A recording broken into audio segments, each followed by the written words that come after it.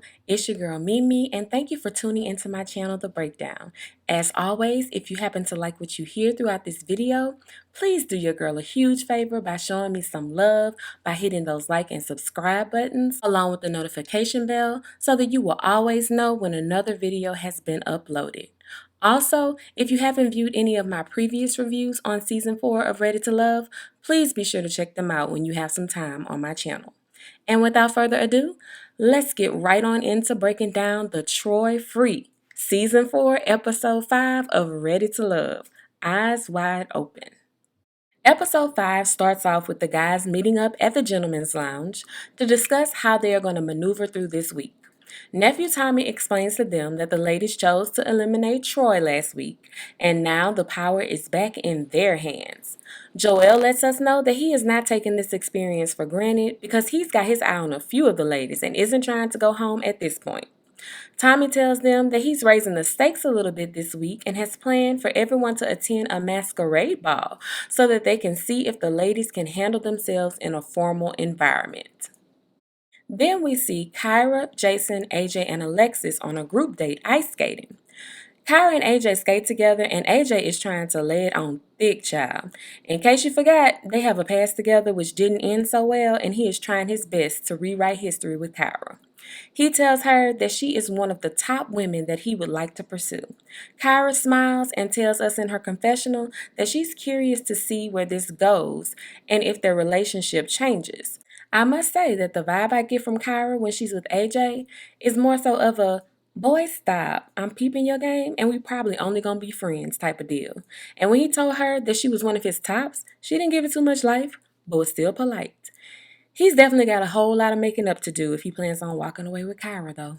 Alexis and Jason are skating together, and Jason reveals to us again that he's having a hard time seeing her as a potential partner because he's used to knowing her as the parent of one of the students he coaches.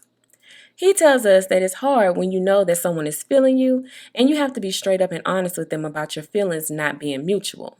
Alexis tells him that she wants him to keep it 100 and not string her along if he's really not into her. They sit down and Jason explains that he's tried to picture them being intimate, but it's just not there for him.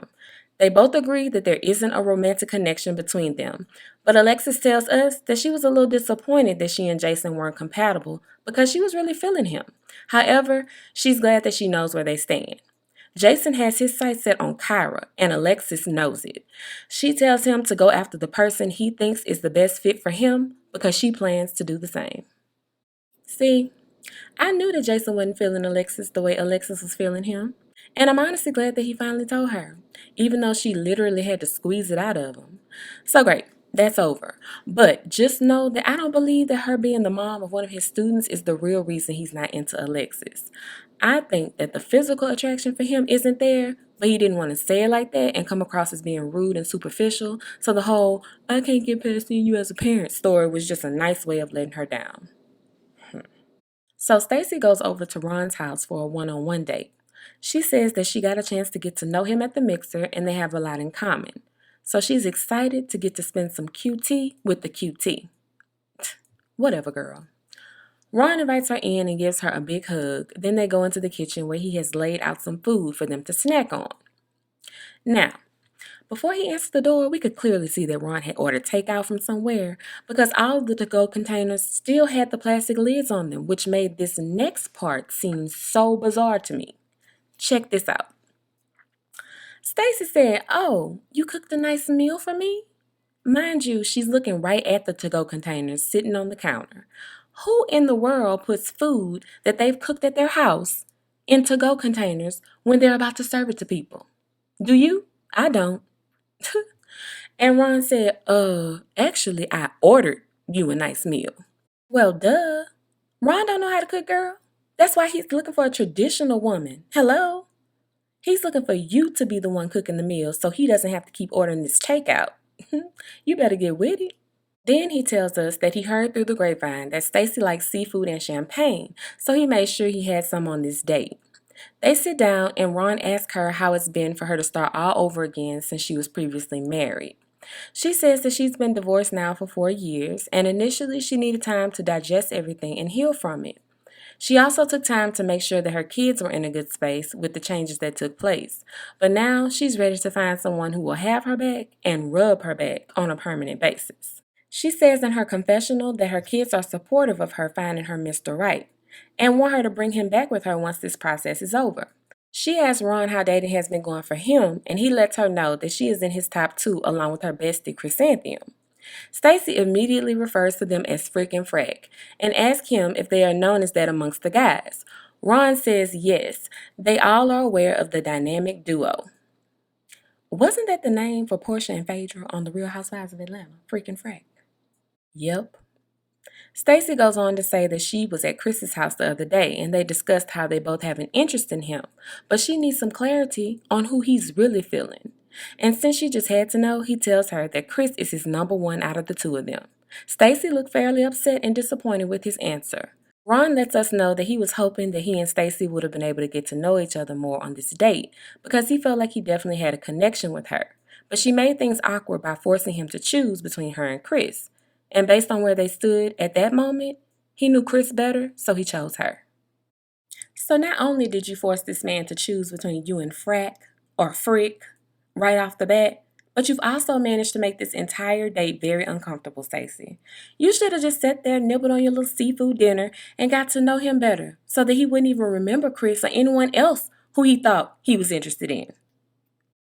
KG and Amber are on another one-on-one date, and this time they are meditating, breathing in positive energy and exhaling negativity.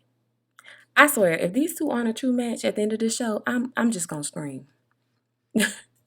KG tells us that he is happy to have another one-on-one date with Amber because she's a real one, and he wants to dive in and see what other great things she embodies. He is having her repeat various mantras while they are both on their knees facing the sun. Today, I am happy. Today, I am strong. Amber says she loved it and found it to be very empowering. She says that she and KG have a natural connection. They finally get up and move to a table to chat. Amber asks him about his thoughts on marriage, and he says, hey, if you want to get married, let's get married. But it's not the epitome of a relationship for him. Amber says that she feels the same way and that she's okay with being in a long-term committed relationship. She says that if she's with her soulmate, then everything else will come. KG can't believe they have so much in common and says that being with Amber just feels right and that it's just easy. I bet it is. He thanked her for joining him on another date and they walk hand in hand into the sunset. Namaste. And I'ma say that I've noticed the dates KG has been taking Amber on have been, how can I say this? Very economical, if you get my drift. I mean, boxing, then meditating in the sun. What's next? A walk through the park? I don't know. Just thought I'd sit that down right there for y'all to ponder on when you have time, okay? Now, I personally didn't like KG's response to his thoughts on marriage. Amber might have been fine with it, but I thought that it was a bit bizarre and very concerning. Because when you say, if you want to get married, let's just get married, then it leads me to believe the only reason we be walking down the aisle is because I want to do it and that it's not something that you necessarily care to do. And although you may be down to do it because it's my desire to do so and it would make me happy, when you word it like that, it kind of makes the act of getting married seem very trivial, when in fact, it is the exact opposite to me. To me, marriage is a conversation to have and should be considered or discussed once two people who are committed to one another come to an agreement and understanding that they both love each other unconditionally and want to live, grow, succeed, and sometimes possibly even go through some failures together for the rest of their lives. For me, getting married is not comparable to figuring out if we're eating hot dogs and hamburgers for dinner tomorrow night. But like I said, these are just my beliefs on marriage and on KG's response to Amber. And notice how I said Amber, because I could have sworn KG was down with marriage last season when he was all into Naya, but I digress. It looks like Amber's going to be down with whatever KG says anyway, and if her bank account can handle supporting him, then that's great. So, if they like it, I love it. Ron has decided to set up a group date with Chrysanthemum, Tressa, Vernisha, Diedrich, and Joelle, where he's teaching them how to salsa dance. And I don't know too much about the art of salsa dancing, but what I do know is that Ron's dancing in the scene before everyone arrived had me rolling. I must have pressed rewind at least 2 to 3 times and got my entire life. But everyone is getting some good laughs in during this outing, and Dietrich is basically over trying to pick up the footwork that Ron is teaching them. Tressa says that she thought they were going to have an actual salsa instructor, but instead, Ron turned out to be the instructor. Joel was making up his own salsa moves with Vernisha, and she finally told him that what he was doing was not salsa dancing at all. Ron splits the couples up and puts them in their own rooms to practice his routine. Diedrich and Tressa are having fun and questioning the steps that Ron taught them. Vernisha and Joelle are getting flirty with their dancing, enjoying themselves, of course. When we see Ron and Chris, they're dancing, but Chris uses this time to put him in the hot seat and lets him know that she found out at the ladies' lounge last week that he and Alexis have a pretty strong connection and that she claimed him as her number one, which was a surprise to her. She pulls a Stacy and wants to know from him who he is interested in the most. Ron says that he has a top three, then tells us that he really likes Chris, but he has a stronger connection with Alexis because they talk on the phone every day. He says he's torn with the girls in his top and he's trying to figure it out. He goes on to tell Chris that the order of his tops haven't changed, meaning Alexis is his number one, she's his number two, and Stacy is his number three. He tells her that they have some more layers to peel back before she can become his number one, and at this point, Chris is trying to keep from telling him where he can go and the best way to get there. She says, "Okay, Ron." Then he says, "But you know that, right?" And she says, "Okay, Ron." In her confessional, she states that Ron wasn't initially in her top, but after their date, he was number one for her, and she thought the feelings were mutual. So he needs to figure it out, and quickly. She straight up tells Ron she doesn't do number two, and he says it's really not about the ranking, it's about finding the best partner. At this point, Chris was over it, needed a drink, and wanted to stop doing this stupid salsa dancing.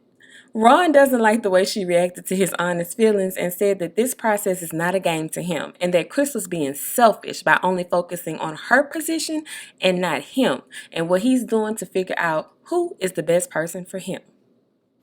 First of all, who would have known that Ron and his big face would be this popular with the ladies? I wouldn't have guessed it. He's definitely not my type at all, but I can relate to Chris's reactions in this situation simply because she's a Leo and so am I. And if you don't know, Leos have a tendency to get agitated and furious when things don't exactly happen the way we want them to. We hate being ignored or disrespected by people we care about.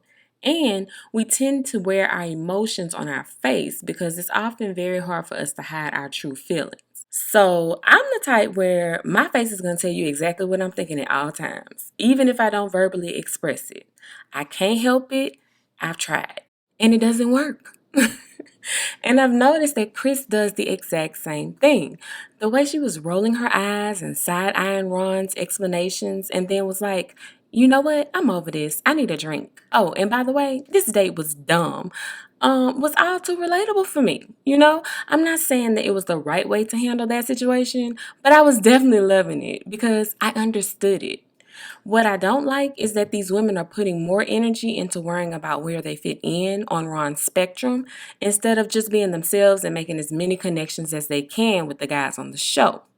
Now, what I can't relate to Chris about is her thinking that being pretty should automatically mean that she gets precedence over everything and everyone else. That might work out for you in some situations, boo, but guess what? In the grand scheme of things, you have to bring more to the table than just being attractive. Being attractive should actually be a bonus. So she needs to open up and stop being so superficial. Period. Tressa and Dietrich finally go on their date to the spice store. Tressa walks in looking like the smoked paprika that she loves to use, and Dietrich gives her a big hug. He tells us that he wants to see if there's a genuine connection between them that could possibly grow into something more. They browse through some of the seasonings, and Dietrich shows her some of his favorites. He then goes on to tell her not to ever use imitation vanilla extract. And like anyone else, Tressa asked why. He proceeds to say, because the process that they use to make it is nasty. So, a beaver has a sac. Nope. I would have had to stop him there because nothing good can possibly come from this explanation based on what he has already said. But he kept going, so here we go. Prepare yourselves. So, a beaver has a sac, an anal sac, and the extract from it smells like that, and that's what they put in there. Tressa says, well, we definitely don't want to get none of that.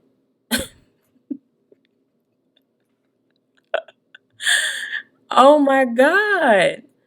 When I tell you that he had me looking at not just vanilla extract, but my vanilla candles, vanilla air fresheners, vanilla ice cream, and saying, kill it with fire, I mean it.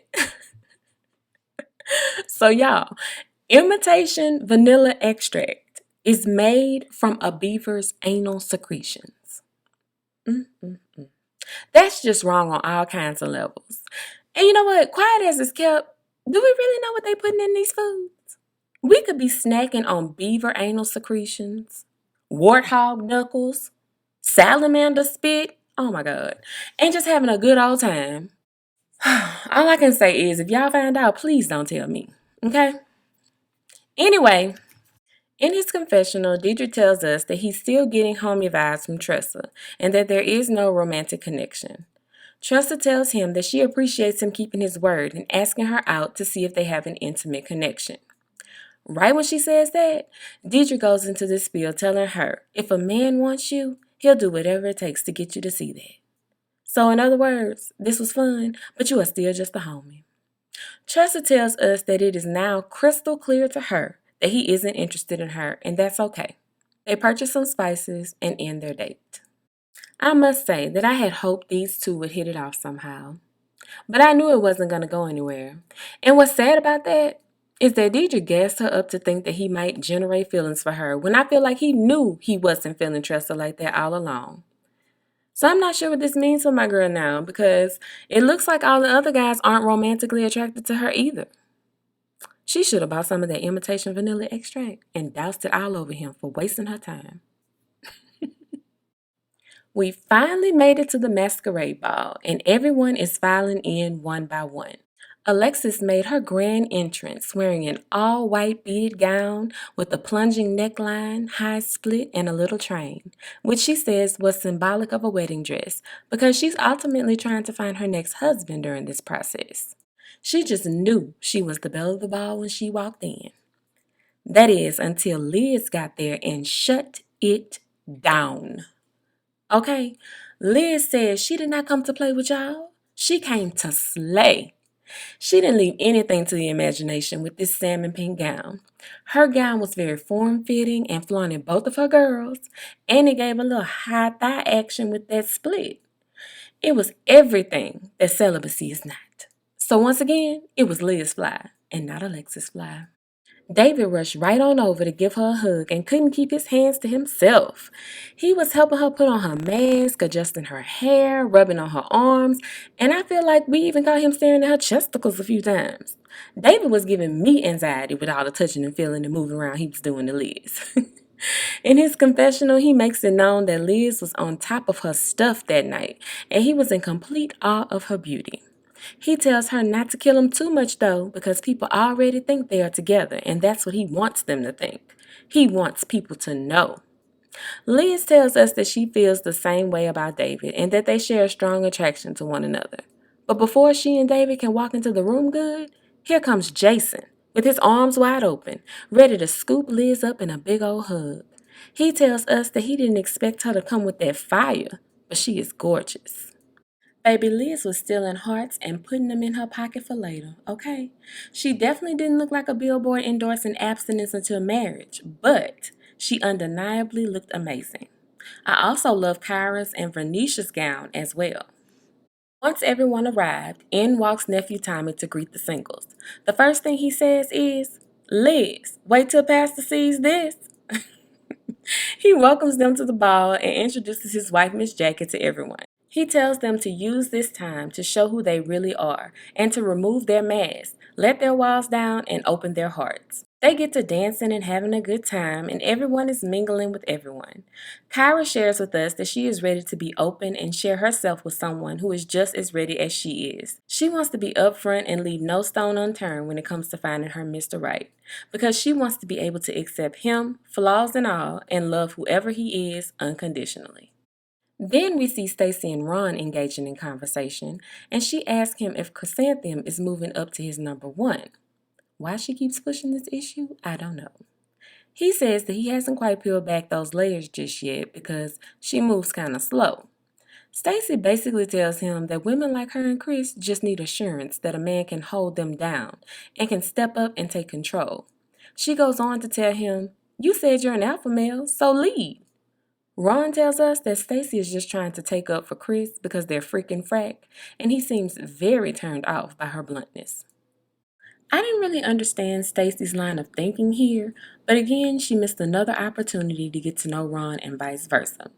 She did say something that I completely forgot about though, and that was when she brought up him saying that he's an alpha male. Now, Ron doesn't come across as an alpha male to me. He might be striving to be an alpha male, but from what I've seen of him on the show, he's not that at all. I'm not getting dominance, leadership, irresistible personality, someone who walks in and commands the room. None of that when I see Ron. He may share a few characteristics of an alpha male, but I think it's a stretch to say that he's 100% an alpha male based on what we've seen so far. We peek in on a conversation that Jason and Kyra are having, where Jason is asking her if she enjoyed their date ice skating, and she says that she did. Then we see Tommy and Miss Jackie making their rounds and asking some questions to get a feel for how things are going with the singles. Miss Jackie spots Alexis sitting on the stairs by herself, looking like she's posing for the cover of Brides magazine with her dress fanned out and cascading down the stairway, and goes over to check on her. Alexis asks her advice on how to remain happy or joyful in a marriage. Miss Jackie tells her that she and her partner have to be friends first, and they have to like and love each other because it won't always be easy. She goes on to say some days you may not like each other, but you stick it out because you love them, and vice versa. Other days, you just have to ask God to help guide you through the rough patches.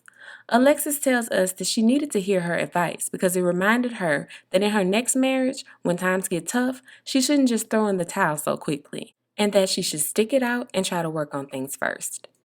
KG, Stacy, Chrysanthemum, and Ron are at the bar, and Stacy is telling the bartender that Chris needs a refill on her champagne. Like Chris can't order her own drink. Ron starts joking about their freaking frack relationship, and KG asks why people call them that. Stacy says, because we're besties. In her confessional, Chris teases that she has found her sister wife and that she just loves Stacy.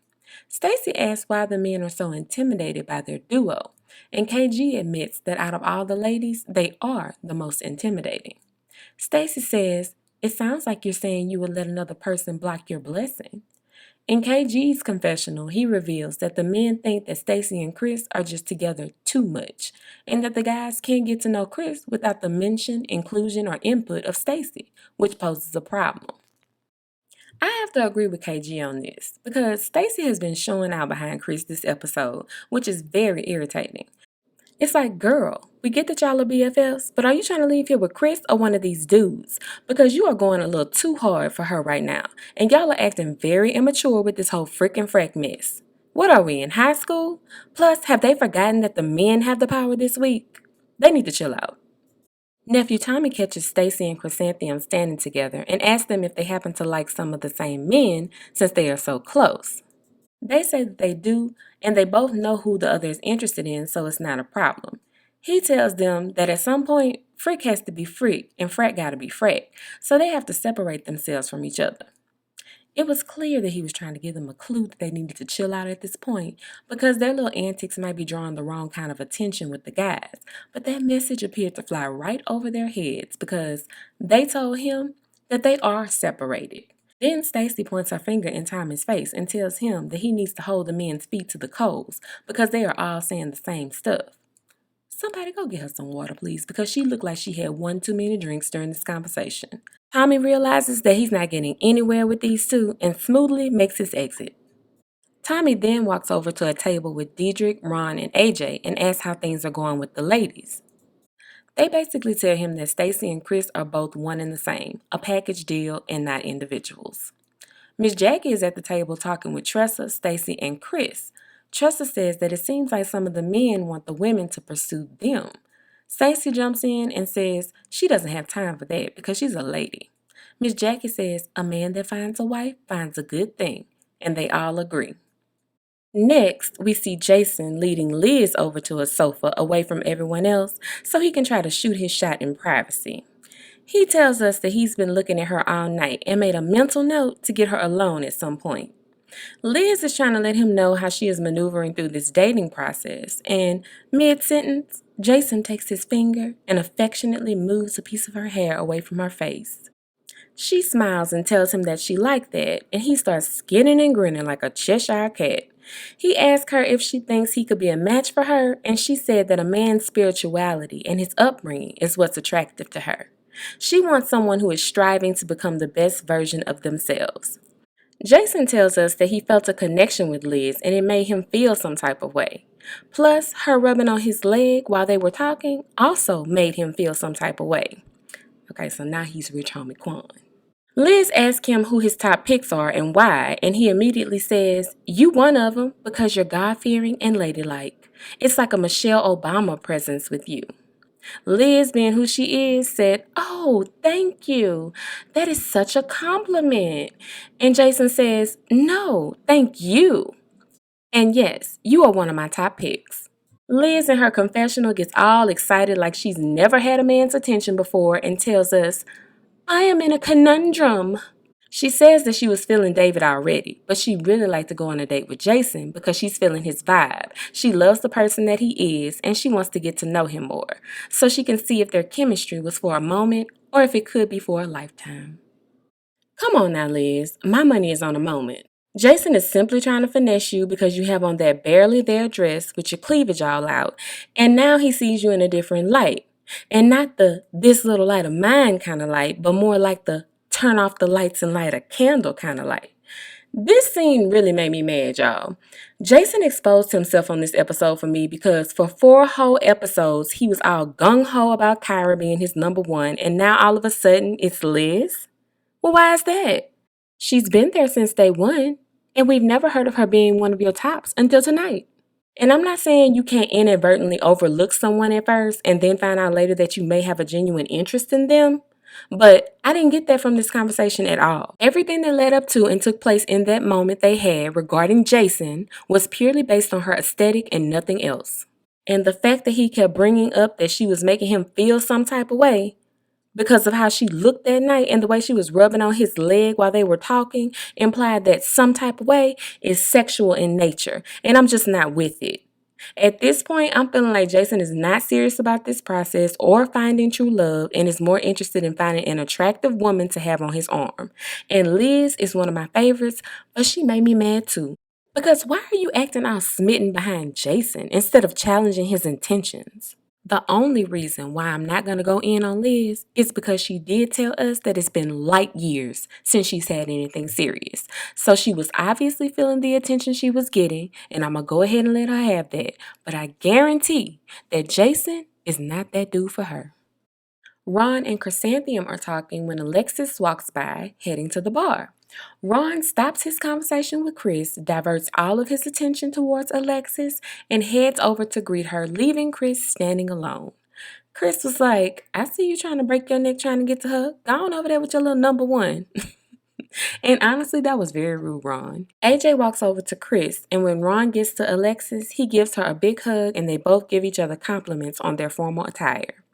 Alexis tells us that she has a connection with Ron and that he's intelligent, has things to bring to the table, and is ready for a family. But she also still has a strong interest in AJ. She tells Ron that she saw Chris trying to snatch him up when she came in. He says, "Yeah, She asked how he feels about that because at the deliberations, Stacy and Chris were making it seem like he and Chris had a really strong connection and that she was his number one. He says that he didn't tell them anything about Chris being his number one and he doesn't know why they are saying that.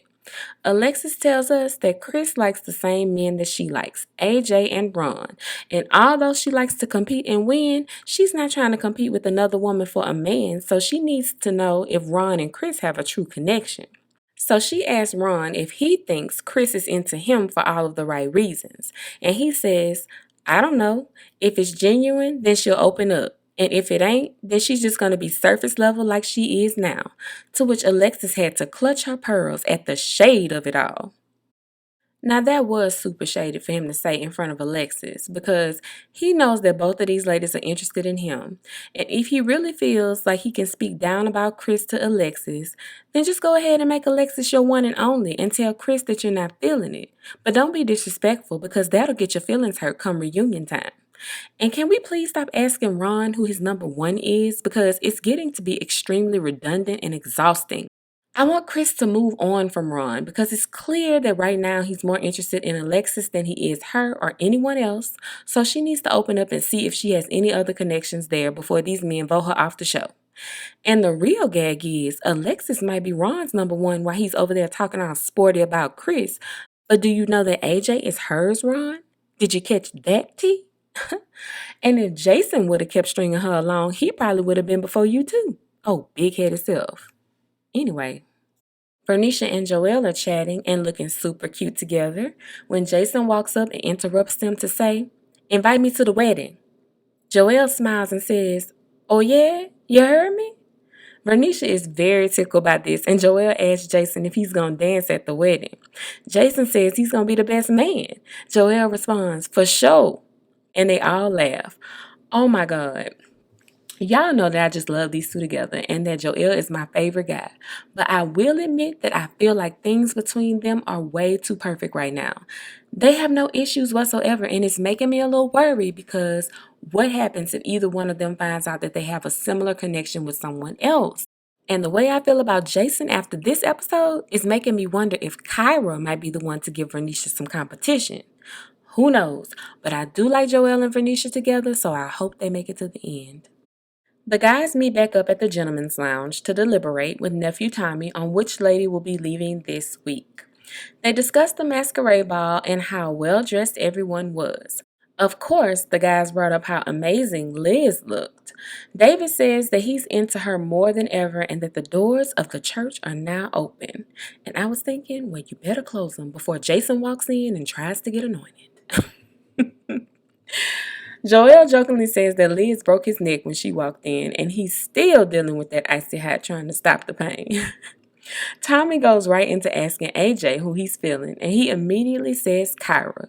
He appreciates that she's given him a second chance, and he wants to make it right with her. KG says Amber and lets everyone know that he is really feeling her and that they had another amazing date. David says Liz because he's captivated by her spirituality and appears to be the total package. Joelle says Vernicia because she accepts him for who he is and vice versa, and because they have similar walks of life. Ron says Alexis. Then Tommy asks them who they aren't feeling, and AJ says, so you got ChrysantheMUM and you got Stacy. And it's hard to talk to one or the other because they're always together. AJ, I'm going to need you to say her name right. It's Chrysantheum, not Chrysanthemum. Oh my God. The guys nod their heads in agreement. Ron says his bottom is Stacy because she tried to come at him like he was one of her kids, and he's definitely not that. Ron is still pressed about her coming for his manhood at that masquerade ball. That's what that is. Joelle admits that Stacy is a little aggressive, and David is all about paying her back for putting him in the bottom two last week, so he agrees as well. I hate to say it, but I am so here for his level of petty. Yes! David, Jason, AJ, and Diedrich also say that they legitimately don't have a connection with Tressa either. And when Deidre chimed in, I was thinking, you better hope you don't get sent home next because I don't see any of these other women checking for you as hard as my girl Tressa was, but whatever. So y'all know how this goes. They have to decide which two ladies will be at risk of going home and which two men are taking them out on their elimination dates to give someone the bad news. KG tells us that the tension in the room was thick. Super thick. I'm talking Kyra thick. We get it, KG, but thank you. Stacy and Tressa are the two ladies the men chose as their bottoms. Joelle invited Tressa on her elimination date, and David had the pleasure of inviting Stacy out. Talk about karma. I have a feeling that he volunteered to go on this date, y'all. So David starts off by asking Stacy if she had any takeaways from the masquerade ball, and she says that she knows she and Chris get a bad rap because people misjudge the closeness of their friendship. David lets her know that the guys wonder what kind of information they actually share with each other. Stacy asks if they are scared of getting caught up, and David says no, but they know that conversations do happen. Tressa does a little light flirting and tells Joelle that they finally get a date. Joelle says, "We do. Looking all good. Girl, don't be doing that to me, you dig?" You can kind of see it in his face, though, that this whole situation is somewhat uncomfortable for him. Because I really do think that they have a legit friendship, and he doesn't want to hurt her feelings by telling her that this date is really about her being back in the bottom, too. David says he has something to share with Stacy, and he lets her know that he was very interested in her initially, but after their Pilates date, he left feeling like there was probably nothing there. He tells her that he took that into his deliberation with the guys, and they too feel like there isn't a real, true genuineness with her, and that they feel like she is not right now ready to love. Stacy says, "Oh, wow. Well, I feel bamboozled," and starts crying. She says she feels cheated and shocked because that honesty and truthfulness should be present, and if it's not, then someone is being cheated. So in this case, I was cheated. David said in his confessional that seeing Stacy break down and express her feelings about being unfairly sent home was the first time that he actually felt like she was being real. But by this time, it's too late. She tells him that if everyone isn't going to be upfront and honest about what their expectations are in these relationships, then they aren't going to form.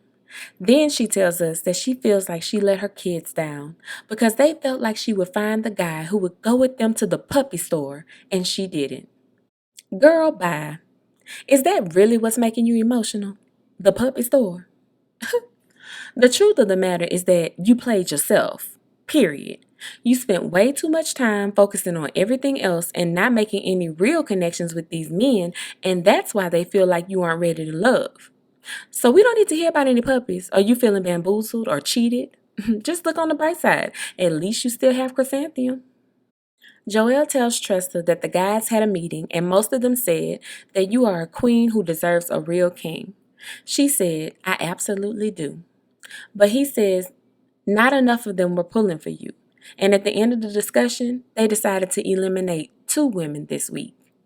And the group decided that you're not ready to love, baby. Tressa says it is what it is. Joelle says personally, this isn't easy to do, and then asks if she's okay. She cries and he tries to comfort her with a hug. Tressa tells us that it's unfortunate that she's leaving, but she believes her king is out there. This is the part that got me, because who knew that they were going to get rid of 2 ladies this week? And is it really fair to say that Tressa isn't ready to love? Because I feel like she was. It was the men who weren't ready to love her. All I can say is that they were wrong for not having men who were compatible with BBWs like Tressa. I get that people like what they like, but why put her on a show without having at least a couple of men who prefer full-figured women? They set her up for failure and it's not right. But no worries, Tressa, your Mr. Right is out there. Because you are a catch, and the exposure from this show alone might just bring him right to you, boo. Alright, y'all, that is the end of episode 5. The men decided to eliminate 2 of the ladies this week, and as you know, the power will return to the ladies in episode 6. Drop down in the comments and let me know what you thought about this episode and all of the foolery that took place all up and through it. Also, don't forget to subscribe to my channel, hit the like button, and share this video to help me out. I need y'all. Thank you again for tuning in, and be sure to visit me again so we can break down Season 4, Episode 6 of Ready to Love. Bye.